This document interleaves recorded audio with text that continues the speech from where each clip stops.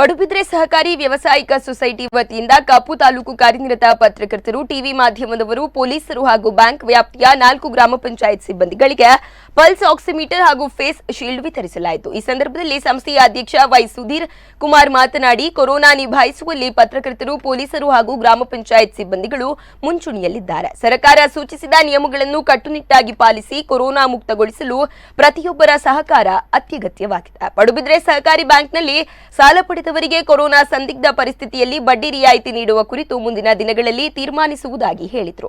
ಜಿಲ್ಲಾ ಸಹಕಾರಿ ಯೂನಿಯನ್ ಅಧ್ಯಕ್ಷ ಜೈಕರ್ ಶೆಟ್ಟಿ ಇಂದ್ರಾಳಿ, ಪಡುಬಿದ್ರಿ ಗ್ರಾಮ ಪಂಚಾಯತ್ ಅಧ್ಯಕ್ಷ ರವಿ ಶೆಟ್ಟಿ ಮತ್ತಿತರರು ಉಪಸ್ಥಿತರಿದ್ದರು.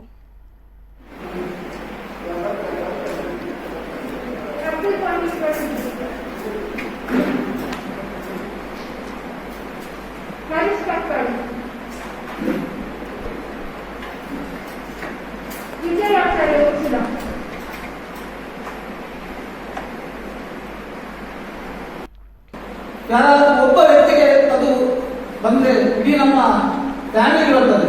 ಪತ್ರಕರ್ತರು ಪ್ರತಿಯೊಂದು ಕಾರ್ಯಕ್ರಮ ಹಾಗೂ ಜನರ ಸಂಪರ್ಕದಲ್ಲಿರುವಂಥ ವ್ಯಕ್ತಿಗಳು. ಅವರು ನೇರವಾಗಿ ಅವರು ಮನೆಗೆ ಹೋದರೂ ಸಹ ಅಲ್ಲಿ ಮಕ್ಕಳಿರ್ತಾರೆ, ಫ್ಯಾಮಿಲಿ ಎಲ್ಲ ಸದಸ್ಯರಿರ್ತಾರೆ. ಒಬ್ಬರಿಂದಾಗಿ ಇಡೀ ಫ್ಯಾಮಿಲಿ ಸಂಕಷ್ಟಗೊಳಗಾಗುವಂತಹ ಸಮಯ. ಮಾಡುವಂತ ಇವತ್ತು ವ್ಯಕ್ತಿಗಳು ಸಹಕಾರಿ ಕ್ಷೇತ್ರದಲ್ಲಿ ದುಡಿತಿದ್ದಾರೆ. ಆದರೆ ಬೇಸರದ ಸಂಗತಿ ಅಂದರೆ ಇವತ್ತಿಗೂ ಕೊರೋನಾ ಫಂಕ್ಷನ್ ವಾರಿಯರ್ಸ್ ಆಗಿ ನಮ್ಮನ್ನು ಗಣನೆಗೆ ತೆಗೆದುಕೊಂಡಿಲ್ಲ ಎನ್ನುವಂಥ ವಿಚಾರವನ್ನು ನಾನು ಸಂಬಂಧಪಟ್ಟ ಅಧಿಕಾರಿ ವರ್ಗದವರಿಗೆ ಜಗದೀಶ್ ಇಂದ್ರಾಣಿ ಮುಖಾಂತರ ತೆಗೆದುಕೊಳ್ಳಬೇಕಾಗಿ